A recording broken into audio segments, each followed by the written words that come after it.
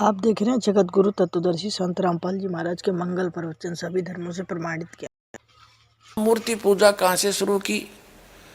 हमारे ऋषि महर्षि इनकी पूजा करते हैं तो हम भी करने लग गए। यानी इनको मूर्ति रखना पाप नहीं है। जैसे आपके दादा परदादा की कोई मूर्ति है, पिताजी की फादर की मूर्ति है, माँ की मूर्ति है, तो उस मूर्ति को रखने में क्या पाप है भाई? कोई दोष नहीं। और उसको नमस्कार भी कर दिया सत्कार से तो वो भी पाप नहीं। मतलब कहने का भाव ये है कि हम किसी मूर्ति को रखते हैं, अपने माता पिता को की मूर्ति है तो वह बुरी नहीं है, लेकिन उसको भगवान मान के पूजना ये गलत है। तो हम मूर्ति की पूजा, जैसे हिंदू धर्म से दास खूब परिचित है, ये बेसिक मूर्ति का फूल भी चढ़ावे हैं, उसने नवावा दवावा भी है और उसका आगे धूप दाप भी दे हैं, पर पूजा तो उसे भी नहीं करते हैं। कोई किसी मंत्र का जाप करता है, कोई गीता का पाठ करता है, कोई पुराण का पाठ करता है।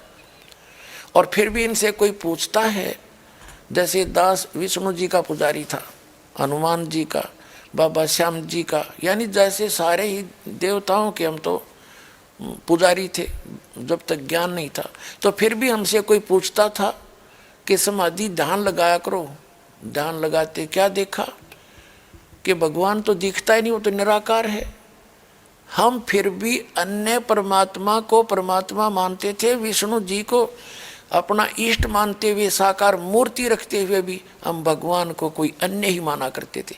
ये हमारा डामाडोल ज्ञान था। अब परमात्मा, जैसे मुसलमान भाई कहते हैं कि हिंदू सब मानते सब खुदा हैं, तो ये उनकी अल्पज्ञता है, अध्यात्म ज्ञानहीनता है। जैसे वो भी मानते फरिश्ते हैं, उनको देवता कहते फरिश्ते को, हम भी मानते हैं फरिश्ते हैं और देवता हैं।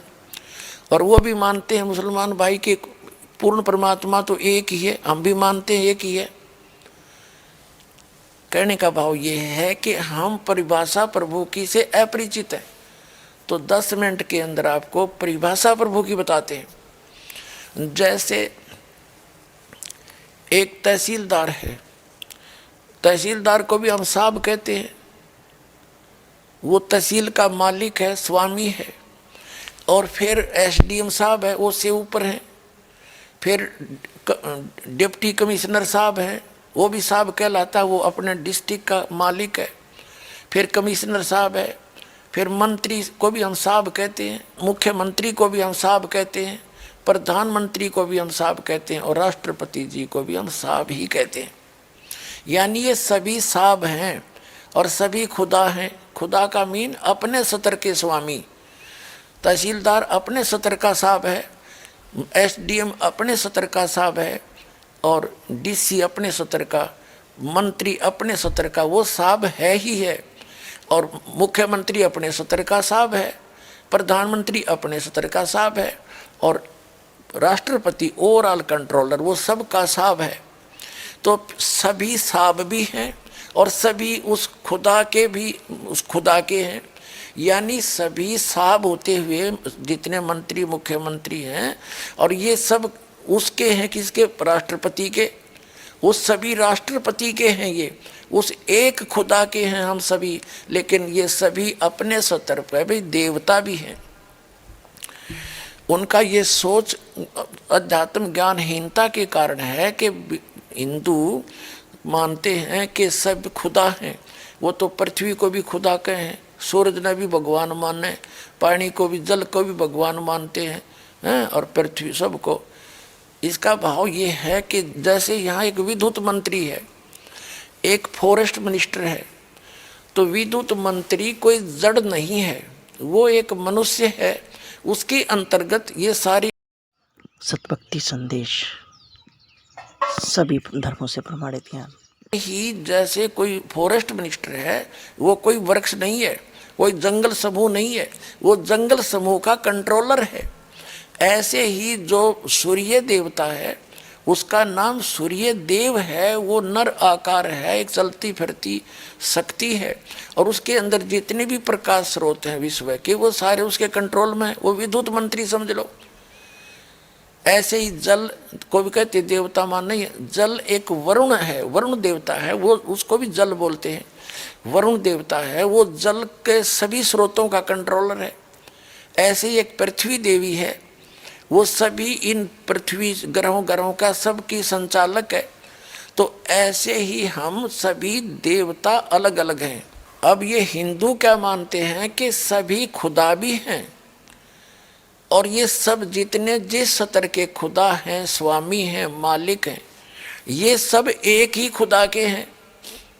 इन सब का ओवरऑल कंट्रोलर केवल एक ही है, वो अल्लाहु अकबर है, वो कबीर है। This is the definition of God. ये उस परमात्मा की परिभाषा है। इसको ना समझकर हम भ्रमित हैं। हम अब दास जो प्रयत्न कर रहा है कि उस अल्लाहु अकबर की जानकारी दास के पास है, जिसकी न तो हजरत मोहम्मद जी को प्राप्त हुई, क्योंकि हजरत मोहम्मद जी को जिसने ज्ञान दिया, कुरान शरीफ का ज्ञान दाता, सूरत फुरकानी 25 आयत 52 से लेकर 59 में स्पष्ट करता है, कोई कबीर अल्लाह है, अल्लाह कबीर है, उसको बड़ा कहते हैं मुसलमान भाई। तो बड़ा भगवान है, उसकी जानकारी कुरान शरीफ का ज्ञान दाता भी नहीं जानता। वो कहता उसके लिए ये वही है, वो अल्लाहु अकबर, जिसने 6 दिन में सृष्टि रची, 7वें दिन तख्त पर जा बैठा। और उसकी खबर किसी बाखबर से पूछो, इससे सौसिद्ध है कि कुरान शरीफ का ज्ञानदाता भी उस अल्लाहु अकबर के से अपरिचित है, उसकी ना भक्ति से परिचित है, ना उसके ज्ञान से परिचित है। वो कौन है, कहाँ है, उससे भी परिचित नहीं है। उसके से ये दास परिचित है, वो बाखबर ये पर दास है। इसके पास आओ और अपना कल्याण कराओ।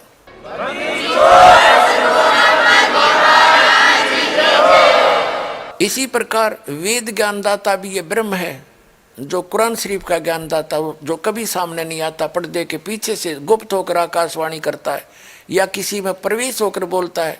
और श्रीमद् भगवत गीता का ज्ञानदाता भी वही है, जो कुरान शरीफ का ज्ञानदाता है, जो श्री कृष्ण में प्रवेश करके बोल रहा है। जैसे कुरान शरीफ का ज्ञानदाता हजरत मोहम्मद के अंदर प्रवेश करके उसके अंदर से आवाज़ निकल रही है, उसमें कभी फरिश्ते प्रवेश करते हैं, जैसे भी वो मानते हैं।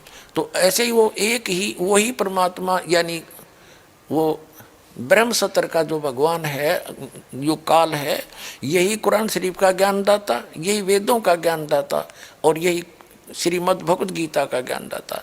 श्रीमद् भगवत गीता अध्याय नंबर 4 के श्लोक नंबर 34 में गीता ज्ञानदाता भी कहता है कि मुझे ज्ञान नहीं उस परम अक्षर ब्रह्म का, जिसके विषय में यह कहता कि अर्जुन 18वें अध्याय के 62वें श्लोक में तू सर्वभाव से उस परमेश्वर की शरण में जा, उसकी कृपा से ही तू परम शांति को और सनातन परम धाम को प्राप्त होगा। अपने विषय में गीता ज्ञानदाता कहता है 4थे अध्याय के 5 और 9 श्लोक में, 2रे अध्याय के 12वें श्लोक में और 10वें अध्याय के 2रे श्लोक में कि अर्जुन तेरे और मेरे बहुत जन्म हो चुके, तू नहीं जानता मैं जानता हूँ। इसलिए वो क्या कहता है 15वें अध्याय के 4थे श्लोक में कि तत्वदर्शी संत के मिलने के उपरांत परमेश्वर के उस परम पद की खोज करनी चाहिए, जहाँ जाने के बाद साधक फिर लौटकर कभी संसार में नहीं आते। 18वें अध्याय के 62वें श्लोक में गीता ज्ञानदाता कहता है कि अर्जुन तू सर्वभाव से उस परमेश्वर की शरण में जा, उसकी कृपा से ही तू परम शांति को और सनातन परम धाम को प्राप्त होगा। इससे सौसिद्ध हो गया कि गीता ज्ञानदाता, कुरान शरीफ का ज्ञानदाता, वेदों का ज्ञानदाता उस पूर्ण परमात्मा के ज्ञान से अपरिचित है। यजुर्वेद अध्याय नंबर 40 के मंत्र नंबर 10 में वेद ज्ञानदाता भी कहता है कि कोई तो परमात्मा को असंभवात, यानी वो कभी जन्म नहीं लेता, निराकार मानते हैं, और कोई संभवात कहते हैं कि वो जन्म लेकर आता भगवान जैसे राम और कृष्ण के रूप में। लेकिन वो परमात्मा कैसा है, वो जन्म लेता है या नहीं लेता है, वो क्या क्रियाएं करता है, क्या लीला करता है, उसकी जानकारी धीराणाम तत्वदर्शी संत बताते हैं, उनसे सुनो। यानी वेद ज्ञानदाता भी अपने से अन्य भगवान की महिमा बता रहा है। 40वें अध्याय के 15 और 17 श्लोक में 2 प्रभु से 2 जाते हैं। वेद ज्ञानदाता कहता है मेरा एक ओम नाम है, उसका जाप करोगे तो ओम नाम के सत्र का अमृतो आपको प्राप्त होगा, आपकी उतनी परम गति हो जाएगी। फिर 17वें श्लोक में कहा कि वो पूर्ण परमात्मा तो प्रोक्ष है, गुप्त है, मैं ब्रह्म हूँ, ब्रह्म लोक में रहता हूँ। इससे सिद्ध हो गया कि वेद ज्ञान दाता से भी कोई अन्य है और उसकी जानकारी किसी तत्वदर्शी संत से पूछने को ही कहा है।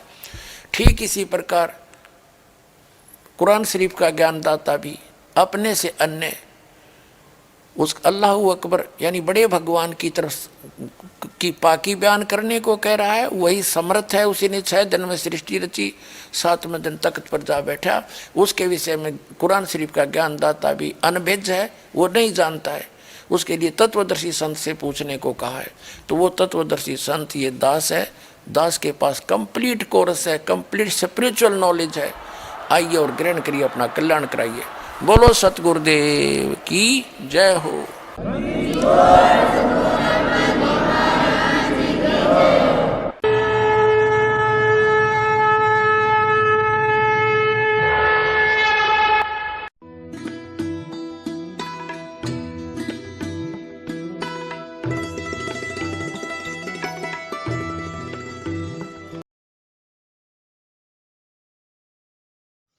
चैनल को लाइक सब्सक्राइब करें। मिलते हैं अगली वीडियो में। धन्यवाद।